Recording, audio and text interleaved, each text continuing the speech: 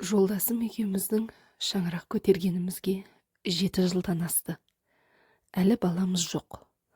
Алғашқы 2 жыл бойына екеуміздің де ойымызға ештеңе кіріп шыққан жоқ.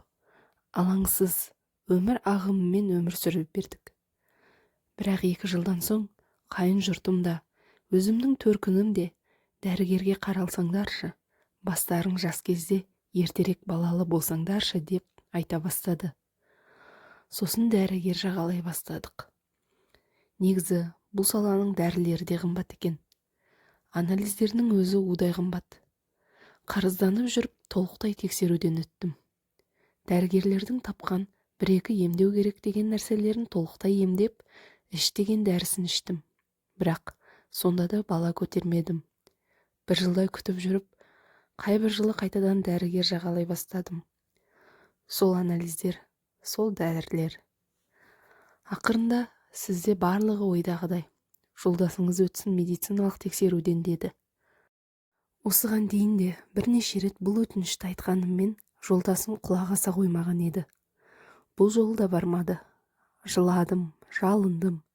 Бірнеше күн сөйлеспей қойдым. Жоқ, бармады мүлдем. Менде бәрі дұрыс. Өзің емдел дейді. Біздің қазақтың жігіттері қызық. Еш жері жанына батып ауырмаса, дәрігерге бармайды.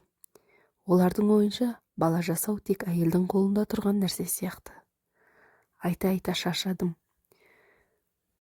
Қайынағама да айтып көрдім. Ақылдарыңызды айтыңыздаршы, барсын дедім. Оған шаруаң болмасын деп күйеуім жауап беріпті. Амалым құрып, жолдас баласына да айтқам. Айна, әуре болма, ол жасырын түрде сенен дәрігерлік тексеруден өткен. Кінә өзінен екенін біледі. Тек мойындағысы келмейді деді. Сондықтан оны көп мазалама дегенін естігенде талып түсе жаздадым. Содан бері ішімді жеген осы мәселеден өліп барам. Ең болмаса маған айтса бірге еміз деп тығырықтан шығу жолын қарастырамыз ғой. Жолдас баласынан естіген нәрсемді барып ашып айта да алмадым. Басым қатып кетті.